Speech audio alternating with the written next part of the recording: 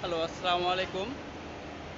আজকে আপনাদেরকে একটি তথ্য দেব যে মিটার পরিবর্তন কিভাবে করবেন। অনেকে আমরা অনেক সময় অভিযোগ কেন্দ্রে এসে বলি যে আমার মিটারটা পরিবর্তন করবো, পরিবর্তন করে দেন। তে আসলে অভিযোগ কেন্দ্রে কখনো মিটার পরিবর্তন বা যে কোনো অর্থ লেনদেন হয় না। সেজন্য আমাদেরকে যোগাযোগ করতে হবে।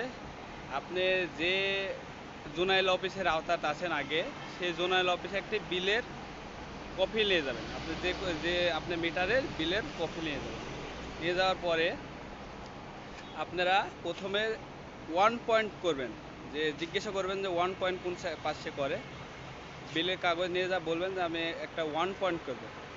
ওয়ান পয়েন্ট করার পরে আপনি সোজা চলে যাবেন বিলিংয়ে।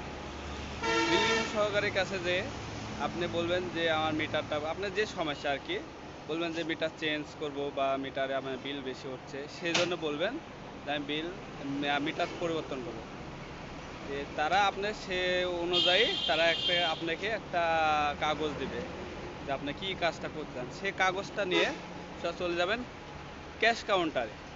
ক্যাশ কাউন্টারে যে আপনি বলবেন যে মিটার চেঞ্জ করবো, সে তথ্য দিবে, যে কাগজটা দেবে সেই কাগজটা দিয়ে দিলে আপনাকে যে মিটার চেঞ্জ করে যে টাকা ফি লাগে সেই টাকাটা আপনি ওদেরকে দিবেন। ওরা আপনাকে একটা রিসিপ্ট দিবে। সেই রিসিপ্টটা নিয়ে আপনি সোজা বাড়িতে চলে আসবেন। আসার পরে দেখা যাচ্ছে একদিন হোক, দুদিন হোক বা 3 দিন হোক, তারপরে আপনি দেখবেন যে অটোমেটিক আপনার মিটারটি চেঞ্জ হয়ে গেছে। আপনাকে আর কোথাও ফোন দেওয়া লাগবে না, কোনো কিছু করা লাগবে না।